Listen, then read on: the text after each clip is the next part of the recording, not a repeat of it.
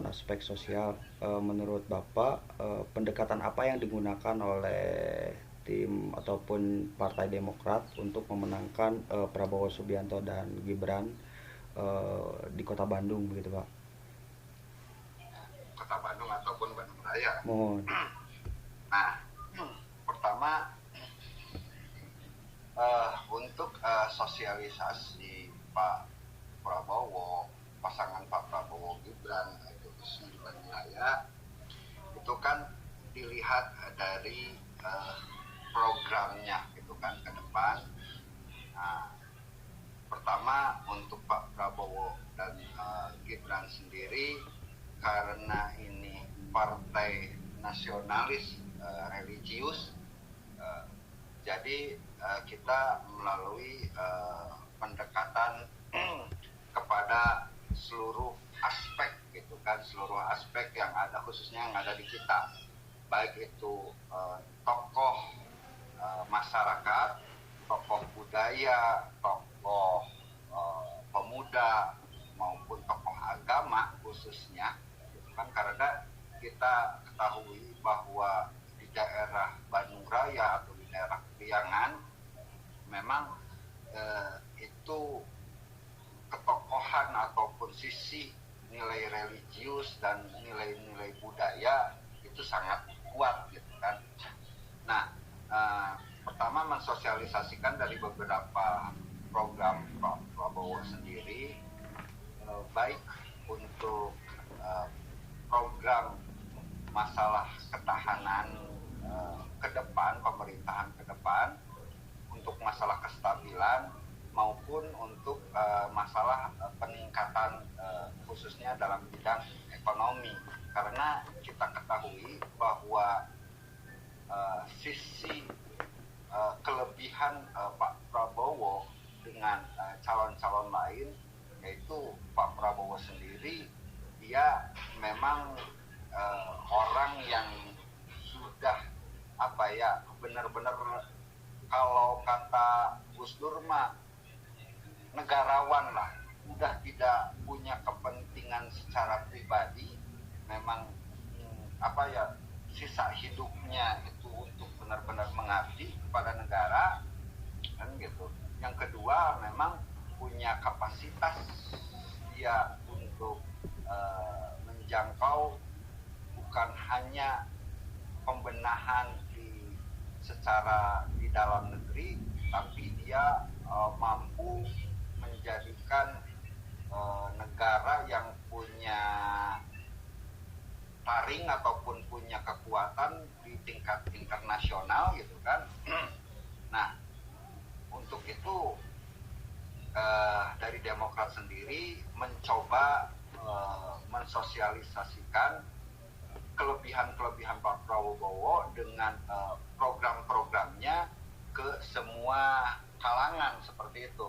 Nah, alhamdulillah masyarakat dengan khususnya tokoh-tokoh masyarakat gitu kan yang ada di sekitar Bandung Raya itu kan rata-rata memang melek terhadap perkembangan politik gitu kan.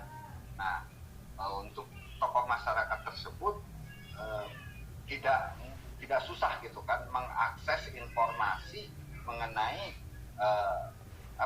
track record ataupun program-program dari Pak Prabowo, sehingga melalui tokoh-tokoh lokal ataupun tokoh-tokoh masyarakat tersebut akan lebih mudah gitu kan mempromosikan ataupun mengajak kepada masyarakat di sekitarnya daripada melalui partai-partai politik gitu kan, karena waktu itu bersamaan, karena pemilunya waktu itu bersamaan dengan legislatif. Nah, untuk partai, untuk melalui pengurus ataupun kader partai politik, karena kebanyakan itu nyalek gitu kan, itu rata-rata kan hampir semua partai, bukan Demokrat saja gitu kan, itu lebih pada pengamanan pribadi aja kan gitu. Nah, karenanya untuk presiden sendiri dititik beratkannya selain melalui partai politik itu melalui tim relawan-relawan, termasuk relawan-relawan yang kader Demokrat yang logikanya itu bukan logikanya, yang tidak ikut partisipasi ataupun tidak ikut pemilu lah, tidak menjadi caleg lah gitu kan. Nah itu lebih fokus gitu kan, lebih fokus mensosialisasikan ataupun mengkampanyekan presiden gitu kan. Nah memang untuk partai politik juga kita diarahkan selain kepada mencoblos partainya sendiri ataupun calegnya dari Demokrat, kita juga memang mengarahkan supaya sepaket dengan presidennya. Makanya hampir semua kader di Demokrat kita kalaupun membuat APK, apa itu stiker ataupun apa ya baligo ataupun spanduk, itu biasanya suka ada juga dengan gambar pasangan presidennya. Nah seperti itulah, jadi langkah-langkahnya dari kita untuk mensosialisasikan khususnya di bidang itu, di bidang pendekatan sosial gitu kan. Pertama ya tadi melalui beberapa sosialisasi melalui APK untuk mengenalkan. Keduanya memang pendekatan terhadap tokoh-tokoh masyarakat lah itu. Dan tokoh-tokoh masyarakat itu untuk Pak Prabowo itu memang semua kalangan dirangkul, kan, baik untuk kepemudaannya, untuk masalah budaya, tokoh agama, tokoh seni ataupun dan lainnya lah. Seperti itu kan. Siapa Pak? Ada yang kurang? Cukup Bapak, sekedar luar biasa sekali. Baik Pak, kemudian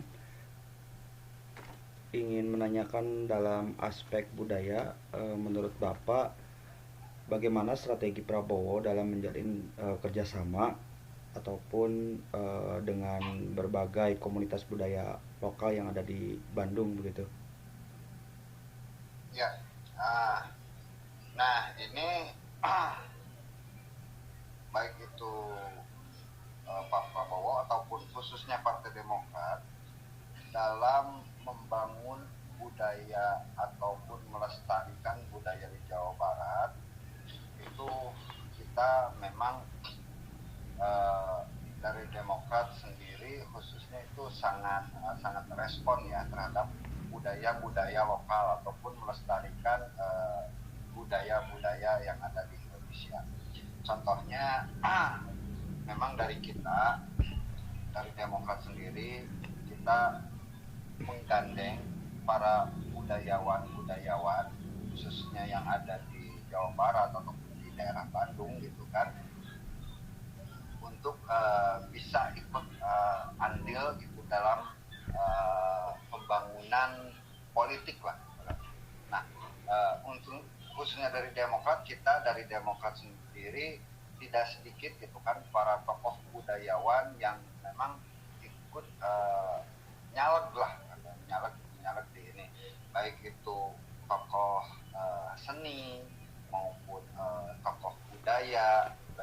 Contohnya misalkan gitu kan, contohnya kalau tokoh seni gitu kan di tingkat lokal itu biasanya dia yang punya sanggar seni gitu kan, sanggar seni ada di kita itu di beberapa daerah gitu kan, dia ikut nyalek juga kan gitu kan.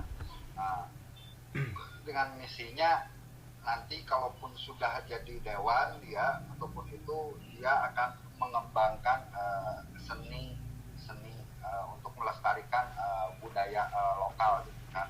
Nah seperti itu, ataupun baik itu tokoh pencaksilat gitu kan, dan budaya lainnya lah banyak di kita gitu kan. Baik budaya yang sifatnya seni maupun budaya yang sifatnya non seni lah gitu kan. Nah termasuk kan kita kenal bahwa di Bandung itu memang kota 1000 komunitas lah. Artinya di Bandung itu banyak kelompok-kelompok, terutama orang yang memang ciri khas di Bandung itu suka dengan hal yang sifatnya seni gitu kan, ataupun budaya gitu kan. Nah, makanya salah satunya juga kan diantaranya kalau Pak Prabowo sendiri kan benar-benar menggandeng Kang Deddy Mulyadi ataupun apa kan gitu kan, semacam itu salah satu respon ataupun program bahwa budayaan lokal itu harus dilestarikan, jangan sampai hilang, bahkan bisa ditingkatkan supaya punya nilai jual dan bisa bersaing dengan budaya-budaya asing lainnya gitu kan. Nah, semacam itu termasuk kita juga dalam mensosialisasikan kita juga menampilkan lah budaya-budaya lokal dalam beberapa dalam beberapa kegiatan baik itu kegiatan secara internal di partai ataupun dengan masyarakat lah. Contohnya misalkan gini, kita tiap mengadakan event ataupun rapat sifatnya rapat umum ataupun konsolidasi, kita menampilkan budaya-budaya baik itu misalkan ada tari penyambutan itu yang yang aki-akian itu kan lengser ataupun yang beda gendangan itu rame-rame gitu, rampak begitu Pak ya. Ya semacam itulah. Itu kan pas ada Prabowo ataupun pimpinan partai di kita itu disambut dengan budaya-budaya semacam itu, ditampilkan budaya-budaya itu, mengenalkan bahwa inilah budaya lokal di Jawa Barat atau di Bandung ataupun di mana lah semacam itu. Termasuk tokoh-tokohnya itu juga, tokoh-tokoh budayanya juga kita direkrut gitu kan, direkrut karena bagi kepentingan politik, baik itu partai politik maupun yang lainnya gitu kan, tokoh budaya itu memiliki magnet gitu kan, mempunyai massa gitu kan, itu simbiosis lah, saling membutuhkan lah. Si tokoh seni ataupun tokoh budaya juga memerlukan dukungan kebijakan politis ataupun dia kalaupun menjadi pimpinan gitu kan, baik itu di legislatif maupun eksekutif, dia akan lebih leluasa mengembangkan budaya, maupun kalaupun tidak masuk mencalonkan diri, dia juga butuh support, butuh dukungan dari pihak partai politik ataupun dari kebijakan politik gitu kan, untuk mengembangkan seni budaya sendiri gitu kan di daerah masing-masing kan. Seperti itu Kang. Dan memang sangat kalau di tim Prabowo sendiri sangat respect terhadap orang-orang budayawan lah, khususnya budayawan di kita, baik itu budaya yang sifatnya budaya daerah ke daerahan maupun budaya sifatnya budaya religi lah, semacam itu. Mantap Bapak.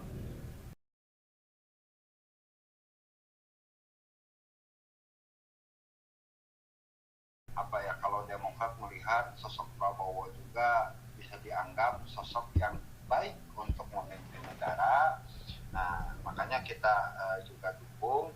Nah, itu dijadikan sebagai, kembali lagi seperti tadi, jadi bahwa track record Pak Prabowo dijadikan modal sosialisasi, modal dikampanyekan kepada masyarakat gitu kan, khususnya kepada tokoh-tokoh yang selanjutnya bisa diajak menjadi relawan gitu kan.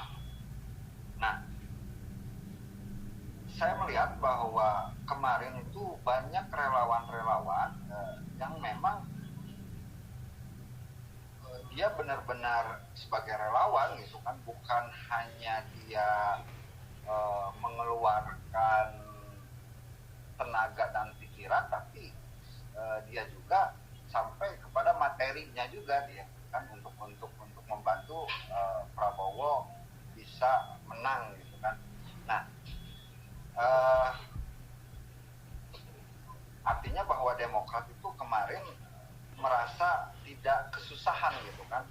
melihat mengkampanyekan sosok Prabowo di khususnya di daerah Bandung. Walaupun kita ketahui bahwa untuk di kota Bandung sendiri, khususnya di Jawa Barat gitu kan, memang kalau dilihat secara statistik ataupun dilihat dari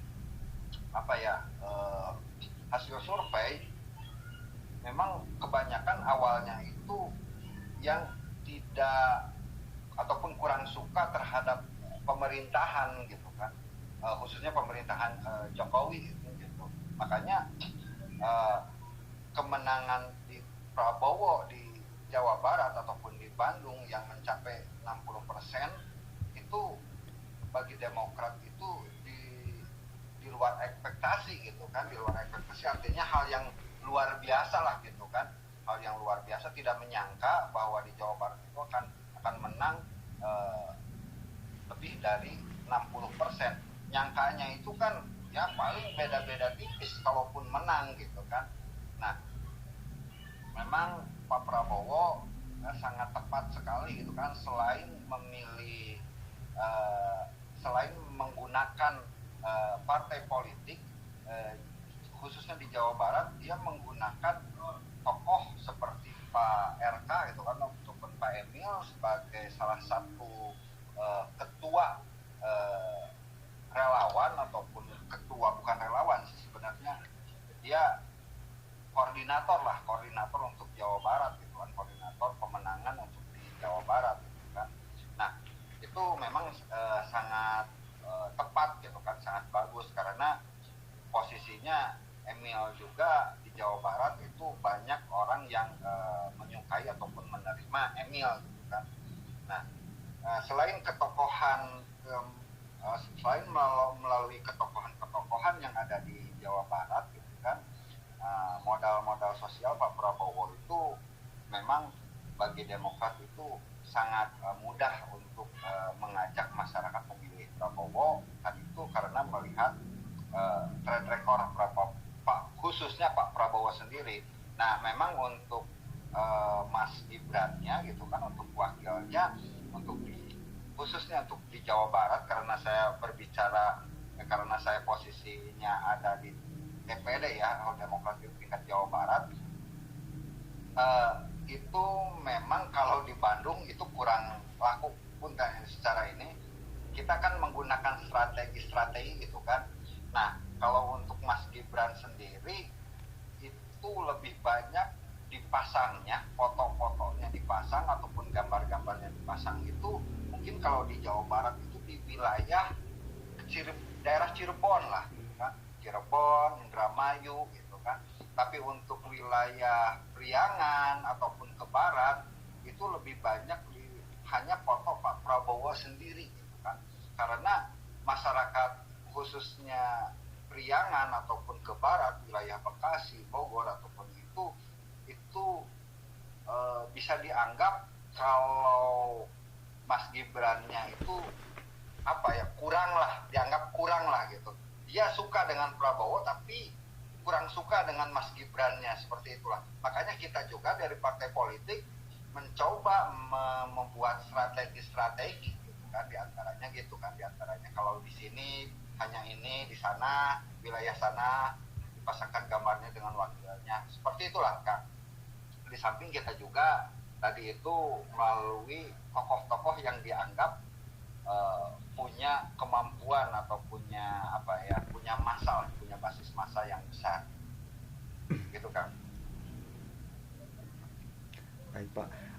Kemudian bagaimana Partai Demokrat merespon daripada manuver-manuver ataupun isu-isu yang berkembang di Bandung pada saat kampanye gitu? Ya,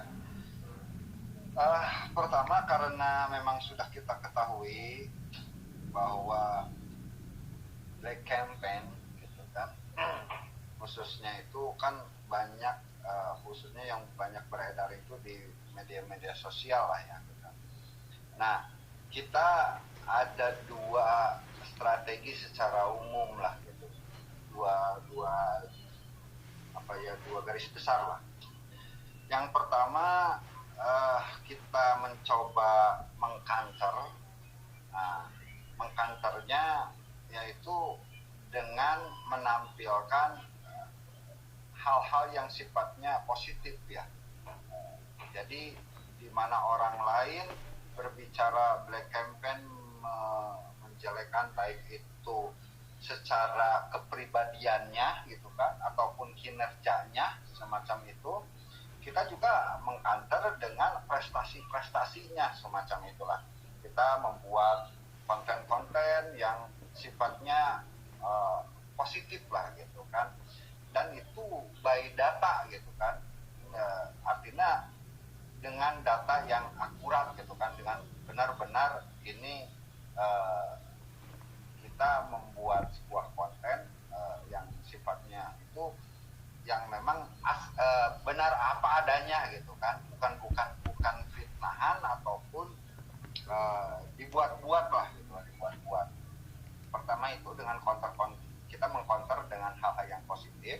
Yang keduanya, kita juga terkadang kalau ada hal-hal yang negatif yang memang kita tidak melakukan respon gitu. Artinya gini, ada beberapa permasalahan yang memang harus kita klarifikasi, cuman ada juga permasalahan yang memang kalau diklarifikasi itu akan makin menjadi. Nah, kalaupun ada hal semacam gitu ya kita biarkan dia capek dengan sendirinya lah gitu kan. Biarkan capek dengan sendirinya, kita tidak merespon gitu kan. Nah, kita hanya membuat ini aja gitu kan, kantor apa ya namanya, hanya membuat ini aja yang positif aja lah gitu. Jadi tidak kalaupun ada yang negatif itu kita tidak terkadang kita tidak melakukan klarifikasi, biarkan aja gitu kan. Jadi tidak diladeni lah gitu. Nah, mungkin itu gambaran secara besarnya. Ada yang memang kita langsung mengklarifikasi, ada juga yang memang kita biarkan. Nah, kebanyakan kita yang mengklarifikasi itu by data gitu kan, sesuai dengan itu. Jadi jangan sampai kalau ada black campaign itu sifatnya yang tidak jelas ataupun itu menimbulkan fitnah, karena kalau hal kebohongan kalau terus menerus gitu kan, itu bisa menjadi dipercaya oleh masyarakat itu menjadi hal yang sifatnya nyata gitu kan. Ada hal-hal semacam itu yang harus memang kita klarifikasi di kantor. Ada juga yang memang ada masyarakat juga sekarang mah udah pinter gitu kan, kebanyakan kan gitu, udah bisa memilih-milih mana informasi ini yang sifatnya hoax gitu kan, yang sifatnya bohong, mana yang ini real gitu kan. Yang itu mah, yang kayak gitu mah terkadang gak usah diladenin gitu kan, karena dengan sendirinya dia juga akan hilang. Nah, mungkin itu untuk Demokrat sendiri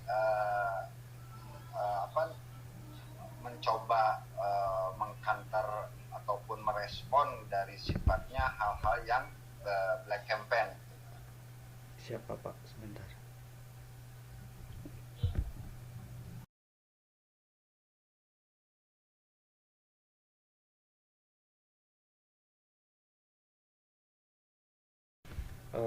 Pertarusan terakhir penginten Pak, Ya, siap.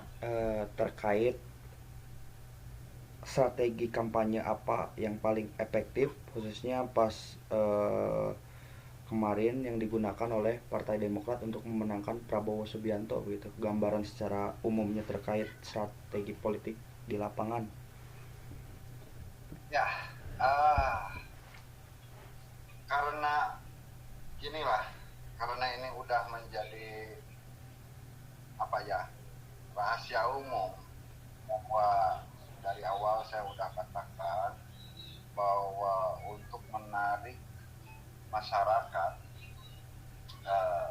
untuk datang ke TPS dan ikut mencoblos, itu juga masyarakat banyak juga memang yang gini lah, punten ini saya ini secara umum gini ya, Demokrat memandang bahwa untuk di masyarakat itu, masyarakat pemilih itu ada 3 kelompok. Pertama, kelompok masyarakat rasio yang kedua kelompok masyarakat emosional gitu kan, yang ketiga kelompok masyarakat pragmatis ataupun kelompok masyarakat perut. Nah, untuk Partai Demokrat sendiri tentunya menempatkan strategi ini berbeda-beda ketiga kelompok tersebut. Nah, memang di setiap masyarakat, baik itu untuk yang tingkat kecil gitu kan, itu ketiga kelompok itu misalkan di tingkat RT ataupun tingkat RW ataupun kampung, itu ketiga kelompok itu ada. Nah, kita juga khususnya di Jawa Barat, kita harus benar-benar menganalisa secara matang gitu kan. Misalkan gini, untuk di daerah Bandung, kelompok rasionalisnya cukup besar juga gitu kan untuk daerah perkotaan gitu kan.